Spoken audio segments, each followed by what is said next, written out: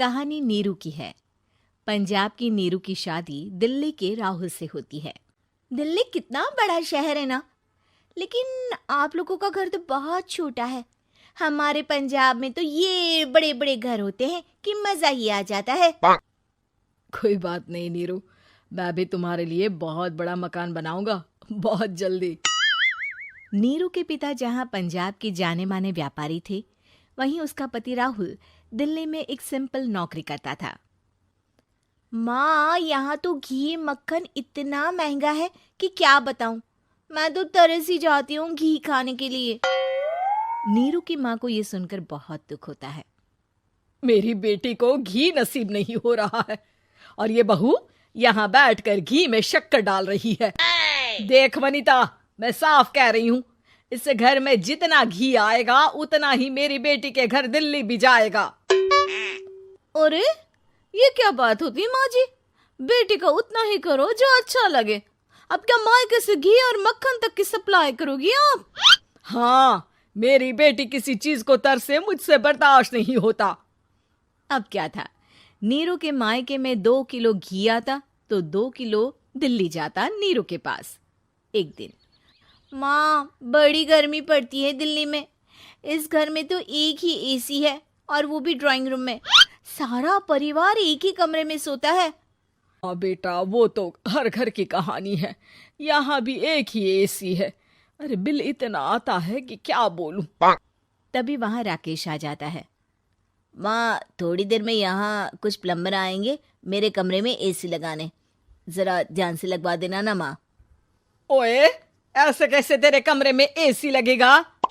हाँ राकेश, एक बार बात तो कर लेता। अरे पापा, वो वनिता को गर्मी में नींद नहीं आती। ड्राइंग रूम में सबके साथ सोने में वो अनकंफर्टेबल है, इसलिए। अरे पूरे परिवार के साथ वहां तेरी बहन नीरू भी तो सोती है। वो नहीं हो रही क्या अनकंफर्टेबल? समझ रहा है ना? अगर एसी लगेगा तो एक दिल्ली में तेरी बहन के कमरे में भी लगेगा, तभी तू लगा सकेगा। राकेश वनिता को सारी बात बताता है। वनिता करती भी क्या, मन मारकर बैठ जाती है। माँ, ये लोग ठीक नहीं है, क्या करूं मैं? अरे बेटी, यहाँ आ जा, तू यहाँ आकर रह ले। अरे छोड़ दे ऐसे पति को। कैसे छोड़ दूं माँ? समाज क्या कहेगा, लोग क्या कहेंगे? वैसे भी मेरा एक बेटा है मयंक। अरे हटा बेटा, तेरी उम्र ही क्या है, इतनी परेशान रहेगी तो काम कैसे चलेगा। खैर, बात आई गई हो जाती है। माँ को लगता है कि नीरू ठीक है, तो वहीं नीरू के मन में एक ही लाइन चल रही होती है, यहाँ आजा। माँ ने तो बोल ही दिया है कि यहाँ आजा। बस मयंक थोड़ा सा बड़ा हो जाए, इन गरीबों को छोड़कर मैं वापस माँ के पास ही चली जाऊंगी। वो इसी सोच में बाजार में चल रही थी कि मैम, आपका दुपट्टा जमीन को छू रहा है। नीरू जैसे ही उस लड़की की तरफ देखती है, देखती ही रह जाती है। हाय रे, कितना सुंदर लड़का है ये। अब क्या हुआ? मैंने कहा आपका दुपट्टा। तो खुद ही उठाकर दे दो ना।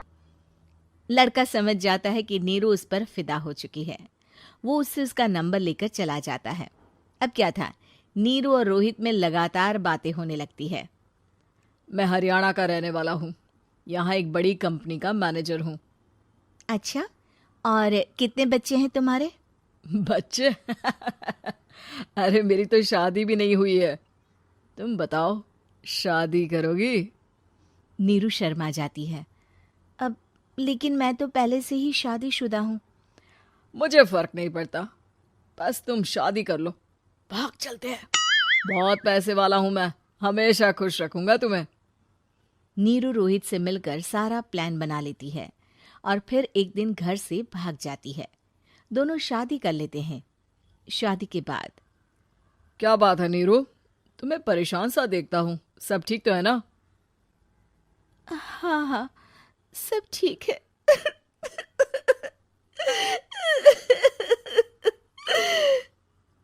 ये कहते कहते ही वो रोने लगती है। अरे क्या हो गया, रो क्यों रही हो? मैंने तुमसे एक बात छुपाई है। और वही बात अब मुझे परेशान कर रही है। रोहित, मेरा एक बेटा भी है, उसका नाम मयंक है। क्या बात कर रही हो? ये तुमने मुझे पहले क्यों नहीं बताया?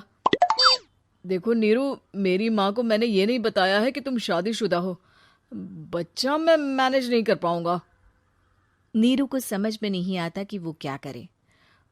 तुम उस बच्चे को अपनी माँ को क्यों नहीं दे देती? नीरू चुपके से माँ को फोन करती है।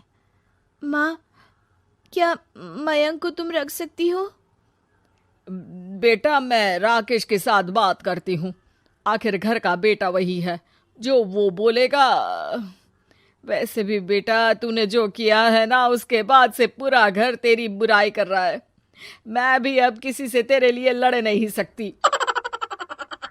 राकेश बेटा, नीरू ने तो जो किया बहुत ही बुरा किया, लेकिन मैं सोच रही थी कि क्यों ना मयंक को हम यहाँ ले आए।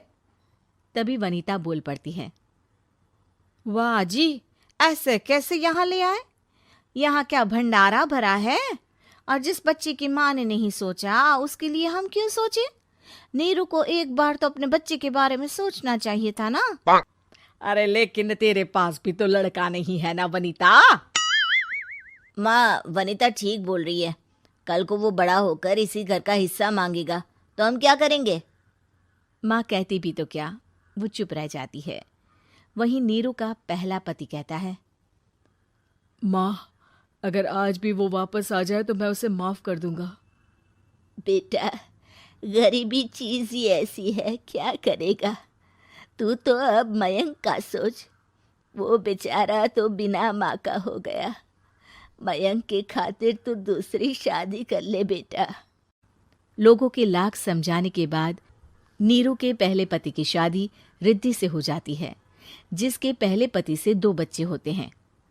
देखो जी, मैंने शादी सिर्फ बच्चे के खातिर की है। मैंने भी शादी सिर्फ बच्चों के खातिर की है।